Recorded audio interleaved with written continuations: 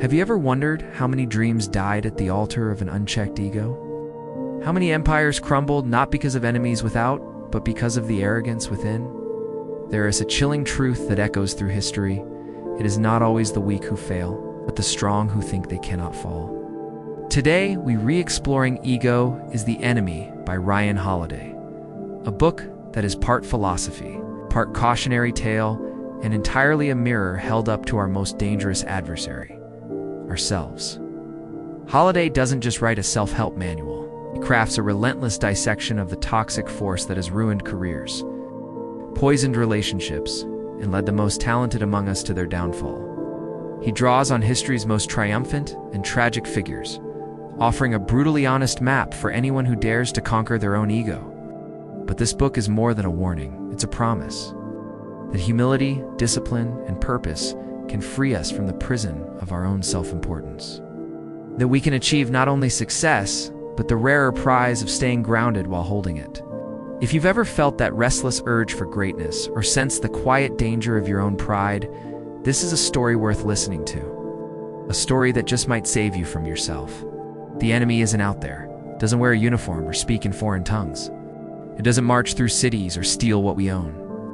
The enemy is quiet, internal, and it begins the moment we believe we are something special. That's the premise Ego is the Enemy opens with. Not with external battles, but the far more insidious war that takes place inside us. Ryan Holiday divides this war into 3 phases of life that we all encounter: aspire, success, and failure. And in each phase, ego is waiting. Let's begin with aspire. This is the starting line, the spark of ambition, the hunger to build, to create, to matter. It's a beautiful thing, until ego poisons it. Holiday introduces us to countless figures from history who, at the brink of greatness, tripped over their own sense of entitlement. Take the story of Howard Hughes. It's a brilliant inventor and entrepreneur who couldn't stop chasing more acclaim, more wealth, more control. He started with genius and ended in madness. His ego whispered that he was different, that rules didn't apply, that no one could understand his vision. And so, isolated by his own superiority, he spiraled into paranoia, wasting away in a penthouse prison of his own design. Holiday doesn't condemn ambition, he elevates it. But he warns that true aspiration is quiet, humble, disciplined. Ego, on the other hand, shouts. It demands attention before it has earned it. It seeks validation instead of mastery. He gives us the contrast. General Sherman, the Union general during the American Civil War, who refused to let early praise inflate his sense of self. Sherman was ruthless, yes, but he was self-aware. When offered promotions he wasn't ready for, he turned them down. Not because he lacked confidence, but because he respected the responsibility. He understood that titles mean nothing if you haven't earned the experience behind them. Holiday urges us to adopt what he calls the canvas strategy. To be the person who clears the path for others, who takes pride in invisible work, who makes others look good. Because if you build silently without ego, your work eventually speaks so loudly you no longer have to. Then we arrive at the second phase, success. This is where ego sharpens its teeth. Success has a funny way of distorting perception. We start believing our own hype. We think we deserve the spotlight, that we're smarter, more talented, chosen. In those moments, ego convinces us that humility is weakness, that gratitude is optional, and learning is beneath us. Holiday brings us the story of Genghis Khan's grandson, Kublai, inherited an empire and nearly lost it all through indulgence and arrogance. Unlike his grandfather, who united tribes with cunning and patience, Kublai mistook his position for invincibility. The empire was not defeated by foreign armies, but by internal rot, egos swelling at the top, blinding the leadership from within. Closer to our time, there's the story of John DeLorean. It's a brilliant automotive engineer who left General Motors to start his own car company. He was once seen as a revolutionary, but as success piled up, he stopped listening. He chased glamour, fame, and headlines. He believed the rules didn't apply. The DeLorean car became a failure, and his life unraveled in scandal. Not because he lacked talent, but because he let ego run the show. Holiday's message is clear. Success requires more humility, not less. The higher you rise, the more self-control you need. Ego will always try to convince you that you are the source of your own success, and that is its trap. He introduces the wisdom of Bill Belichick, head coach of the New England Patriots, who rarely gives interviews, who places team above personality, who cares more about discipline than glory. Belichick embodies the anti-ego, quietly building one of the most dominant dynasties in sports history without demanding the spotlight. The lesson is this: don't let praise become permission. You can't coast on yesterday's wins. You must constantly return to the mindset of a student, because ego feeds off the past. But mastery lives in the present. As we move through this phase of the book, we begin to feel the weight of what's at stake. It's not just our success, but our integrity, our relationships, our clarity. Ego clouds all of it, unless we actively fight back. Then, as with all things in life, the pendulum swings. After aspire and success comes the final chapter of the cycle: failure. And this is where ego truly shows its fangs. When things fall apart, ego either breaks us or we break free from it. Holiday takes us to the story of Katharine Graham, publisher of the Washington Post, who inherited the company after her husband's death. She had no experience, no preparation. At first, she was overwhelmed, even humiliated. She didn't pretend to know more than she did. She didn't let pride stop her from asking questions. She surrounded herself with wise counsel, listened deeply, and led with humility. Under her leadership, the Washington Post became one of the most respected newspapers in the world, because she understood: when you fail, you can either cling to your ego or embrace reality. And reality is the only soil in which real growth can happen. This part of the book reminds us that failure isn't final, unless we refuse to learn from it. Ego hates failure. It will deny it, blame others, and invent excuses. But wisdom is born from the ashes of humility. Holiday challenges us to accept failure as feedback, not as identity, to see setbacks as a mirror, revealing what ego tried to hide. And most of all, he teaches us this truth: that our lowest moments hold the greatest opportunity, not just to rebuild, but to reinvent, to become someone better than we were before. That is, if we're willing to let go of who we thought we were. And so, the battle continues. From the ambition that drives us to the success that tempts us, to the failures that test us, ego is always there, lurking in the shadows. But so is something stronger: discipline, purpose, and the quiet strength of humility. By the time we cross the midpoint of ego as the enemy, something deeper begins to settle in.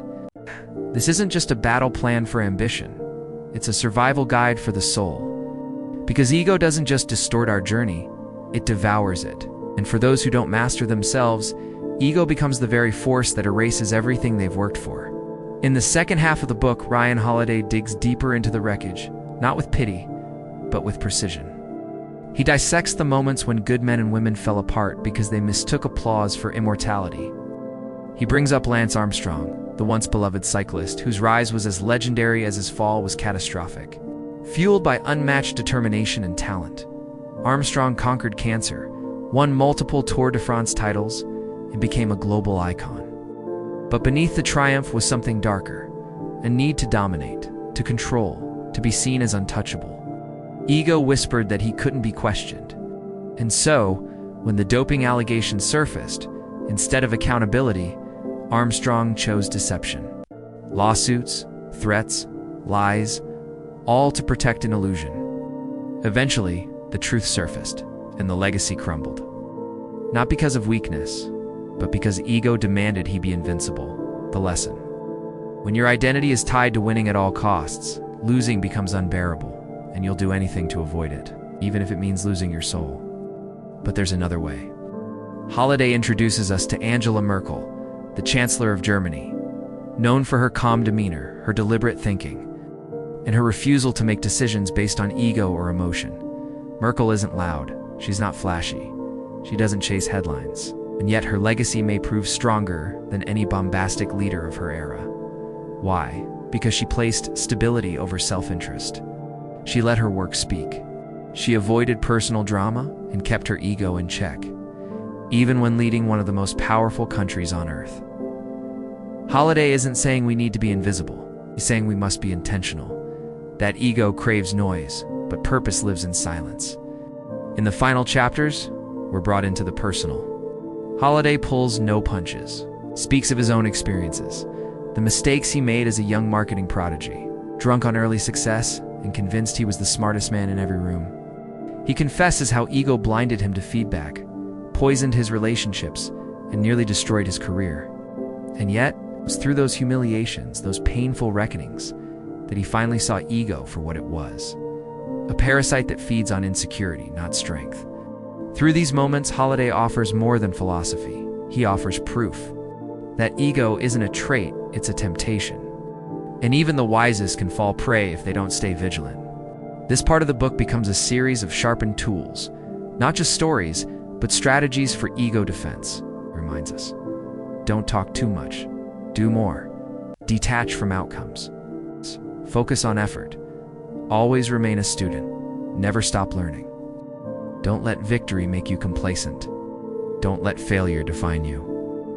One of the most powerful stories is that of Kirk Hammett, the lead guitarist of Metallica. Before joining Metallica, Hammett was in a smaller band called Exodus. When Metallica offered him a spot, he didn't tea-brag or inflate his ego. He quietly took guitar lessons from a jazz musician, trying to stay sharp and humble, even as he became a rock star.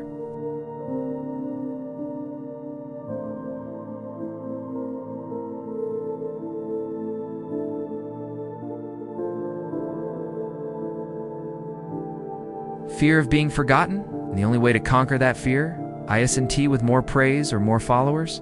It's with freedom from needing them. Holiday returns us to the Stoics, to the ancient philosophers like Marcus Aurelius and Epictetus, who taught that the only thing we truly control is our mind, not our reputation, not our fame. It's just our response to the world. Marcus Aurelius, perhaps the most powerful man of his time, wrote daily reminders to himself like, "You're just a man, just like the rest. Don't let it go to your head. Imagine that." It's the Emperor of Rome, reminding himself not to believe he was special. Why? Because he understood. Ego is never conquered once. It is conquered daily, hour by hour, choice by choice. In one of the final passages, Holiday speaks of death. It's not morbidly, but as a lens. That one day, all of this, the victories, the failures, the noise, the applause, will be gone. What will remain? Not your image, not your brand, but who you became when no one was watching. Ego is the enemy ends not with a bang, but with a quiet truth. That greatness doesn't need to announce itself, it simply is. And if we're willing to do the work, to embrace humility, to let go of vanity, to serve something greater than ourselves, then maybe, just maybe, we can become something rare, not just successful, but whole.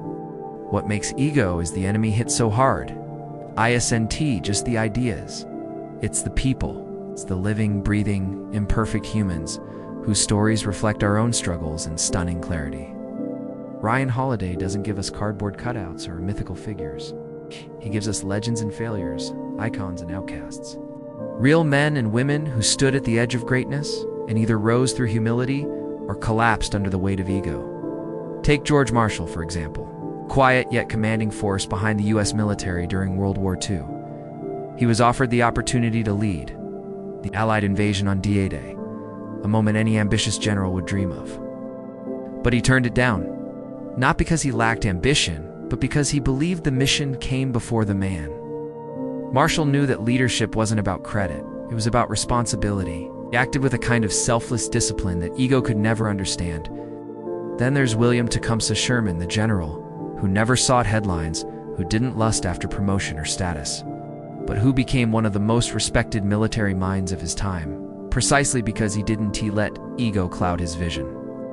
On the opposite side, we have cautionary tales like Alexander the Great, who conquered vast empires by age 30 but died alone, drunk with power and crushed by his own god complex. Or John DeLorean, whose talent was matched only by his narcissism. A man who could change the automotive industry forever, had he not believed the rules didn't apply to him. But beyond the individuals, what really defines ego is the enemy are its themes. Ancient in origin, modern in relevance. At the center of it all is the battle between ego and purpose. Ego is reactive. Purpose is resilient. Ego seeks validation. Purpose seeks mastery. Ego craves credit. Purpose serves silently. Holiday makes it clear. Every time we choose to improve instead of impress, to build instead of boast, to serve instead of shine, we win that battle. Another powerful theme is humility in motion. This isn't false modesty. This is the deep internal understanding that we are always in progress, never finished, never above learning. As Holiday writes, impressing people is utterly different from being truly impressive. That's the wisdom that sticks. The book also explores the danger of identity attachment, the idea that when we define ourselves too tightly by our roles, our titles, our wins, we become fragile. We can't evolve. We break when the world no longer mirrors our imagined self. By contrast, Holiday pushes us toward a deeper kind of identity, one rooted in principles, not performance. What we do can change. Who we are must remain steady.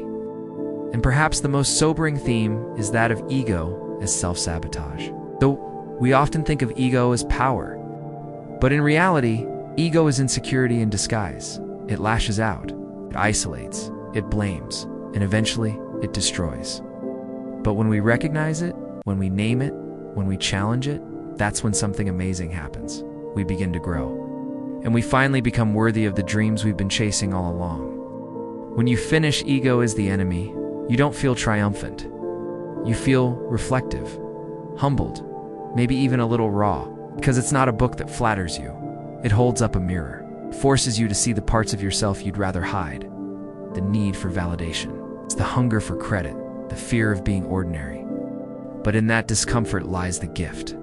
Holiday's message is as old as philosophy itself, yet urgent in our hyper-connected, image-obsessed world. The real enemy isn't out there, it's in here. And if we're brave enough to face it, we can build something that lasts.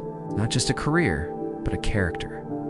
Not just success, but significance. If you're ambitious, if you want to lead, create, or build, this book is essential reading. It will challenge you to trade vanity for vision, noise for discipline, and applause for mastery. Because at the end of the day, ego is easy. Humility is hard. But only one of them can carry you all the way. If this story moved you, challenged your thinking, or simply sparked your curiosity, then don't forget to like, share, and subscribe to the channel. Every click helps us bring more powerful stories like this to life and keeps the wisdom flowing. Thanks for being part of the journey.